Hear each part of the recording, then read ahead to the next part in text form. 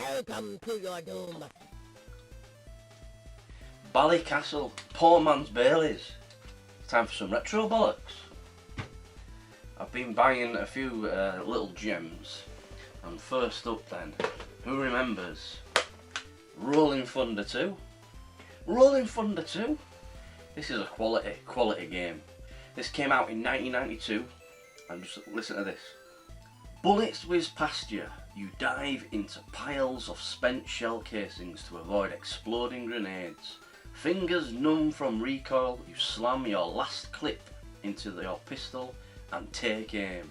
You must destroy the terrorist organisation called Geldra, or the world will never be the same. So that's the latest, quite expensive purchase that I made, because it is going up in prices, Rolling Thunder. I mean, you're looking at 80 quid for Rolling Thunder 2 to get a really good copy of it. So I went to the retro market and got a few gems.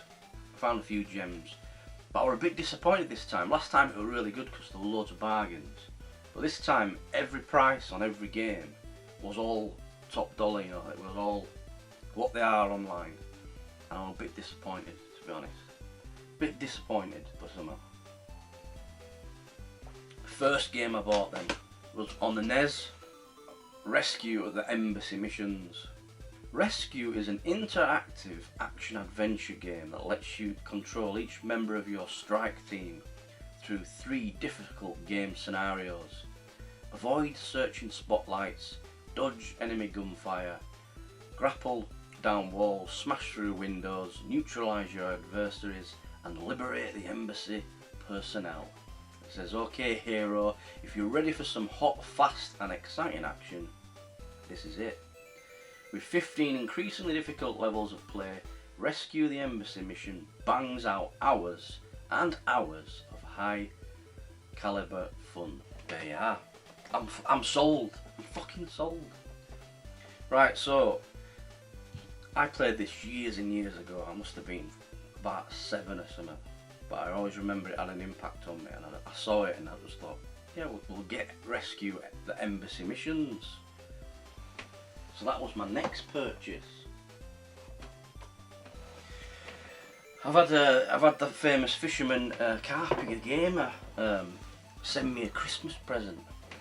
If you've not heard of Carpy Gamer, famous fisherman, it's called Jason Kershaw.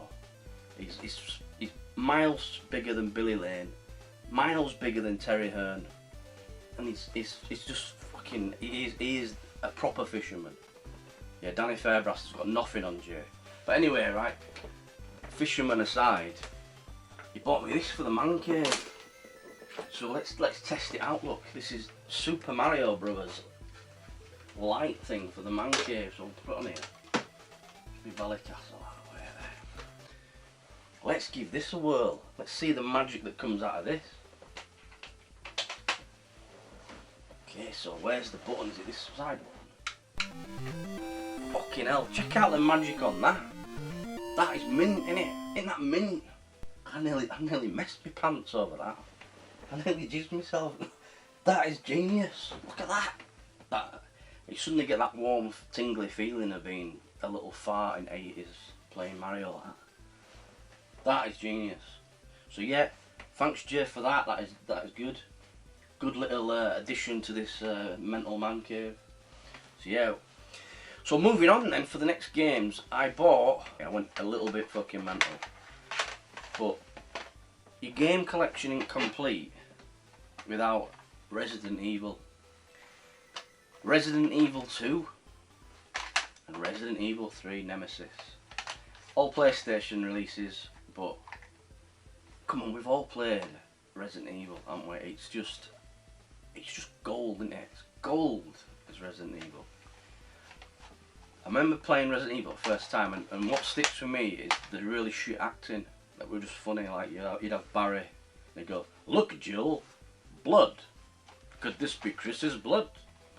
And like really wooden acting for video games. But it didn't matter. It's just pure gold, isn't it? It's genius. And then you have Resident Evil 2, which is actually my favourite one. You play Leon the cop, and it's the Outbreak.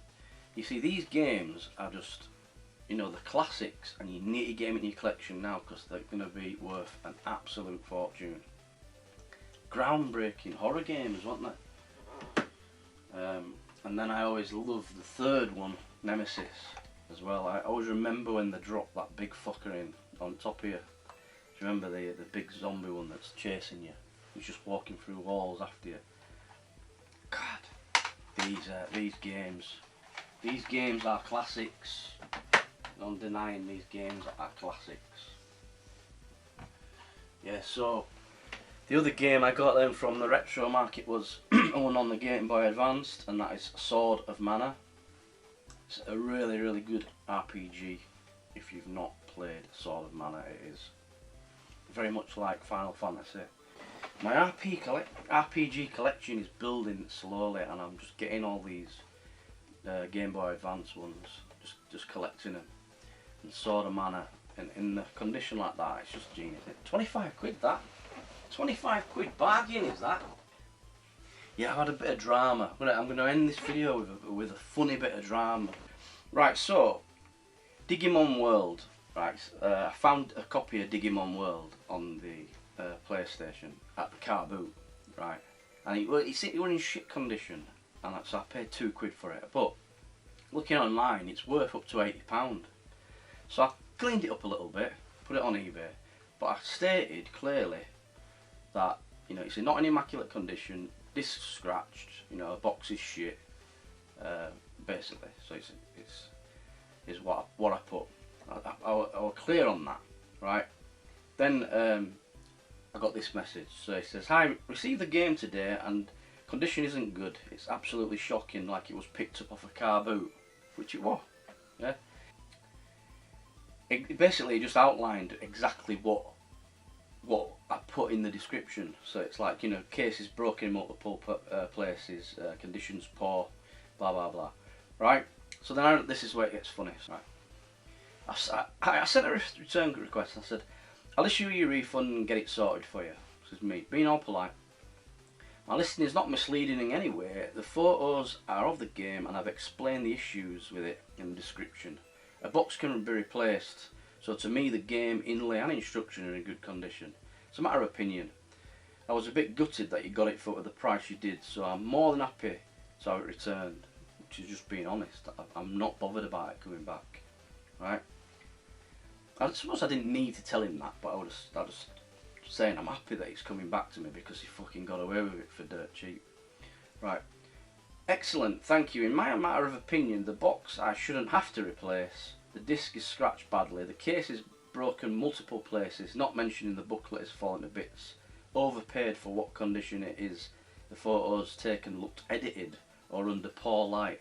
Also, your customer service is also terrible." So then I just thought, you best have a sit down then. You know, it's fucking all so much for him, he's got to sit down. And then it goes, question mark, I am sat down with a laughing face. "You should honestly stop ripping people off on eBay. I'll be sure to let people know about my experience with you on here. I'll give you a solid 0 out of 10, laughing face." And I put laughing face back. "I wouldn't expect anything different. It's been so traumatic for you." Right, so because he's always going to be an arsehole. You could tell he were a knobhead from the beginning. Even though I've issued him, I could have said, "No, there's no refunds, mate, fuck off." Couldn't I? Could have been what he's trying to make me out to be.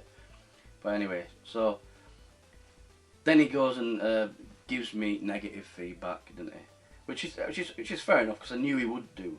But it was just funny what he wrote. "Avoid," with like a flashing light symbol. "Avoid.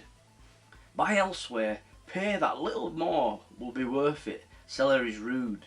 Item was in terrible condition when description said good, and seller even said it was off car boot.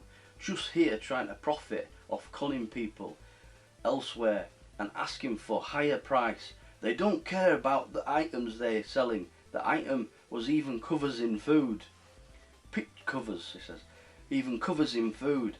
Pictures used to sell looked like have been airbrushed and look nothing like what you receive. Avoid," and then a load of alarms. So then I had to respond, because you can respond to your feedback. So I just wrote, "Listed on this item was not misleading in any way. Buyer failed to read the description before purchasing. A refund was issued immediately upon request. Buyer has the mind of a child who clearly struggles grammatically to string a sentence together. This is the first and only negative feedback I have ever received, so as buyers, read the comment and make your own minds up. That was just funny. Funny little encounter with a fucking idiot, but that fucking idiot's turned out to be the fraudster because he's not sent me the game back, even though the refund by eBay has gone through, which has annoyed me because the eBay have just paid him the money and he's got away with that game. But I do have his address, so I could go up and just smash his head.